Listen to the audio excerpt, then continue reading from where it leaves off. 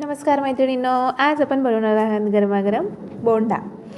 Okay, तर त्यासाठी जे काही साहित्य लागणार आहे ते मी फटाफट सांगून टाकते. तर त्यासाठी आपण घेतलेला आहे मैदा घेतला आहे. मैद्याचं पीठ घेतलं आहे आणि त्यामध्ये टाकलेली आहे मी दह्याचं पाणी किंवा ताकही टाकू शकता तुम्ही. आणि त्यामध्ये मी चवीपुरतं मीठ आणि ओवा, जिरं आणि फुगण्यासाठी वगैरे म्हणून मी खायचा सोडा टाकला आहे. त्याला व्यवस्थित असं मिक्स करून घेतलं आहे. जास्त पण पाणी टाकायचं नाही, थोडं पाणी टाकत आपल्याला भिजवून घ्यायचं. त्याला पिठाला व्यवस्थित भिजून घेतल्यानंतर असं मी झापून ठेवलेलं आहे. झापून ठेवल्यानंतर बाजूला मी चटणी बनवते आहे. त्या चटणीसाठी जे काही लागणार आहे, शेंगदाणे, हिरव्या मिरच्या, लसूण हे मी भाजून घेतलं आहे. भाजून घेतल्यानंतर मला ते मिक्सरमधनं बारीक करून घ्यायचं आहे. त्यासाठी मी घेतलं मिक्सरचं भांडं, त्यामध्ये टाकलेलं आहे जे काही मी भाजून घेतलेलं शेंगदाणे, हिरव्या मिरच्या आणि लसूण.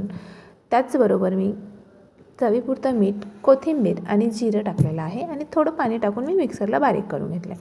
तुम्ही पाहू शकता किती मस्त झालेलं आहे. हे बारीक छान झालं आहे आणि त्यात तडका देते आहे मी.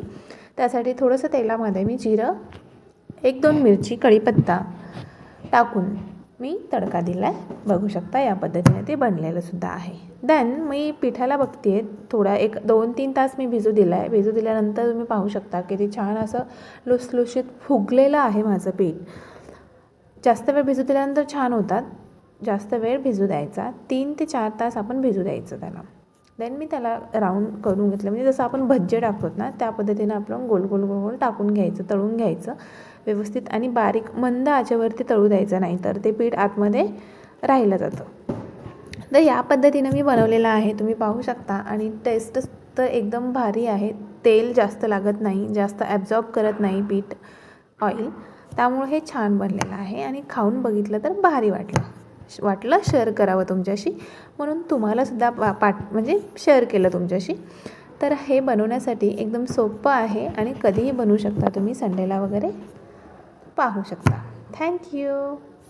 आवडल्यास नक्की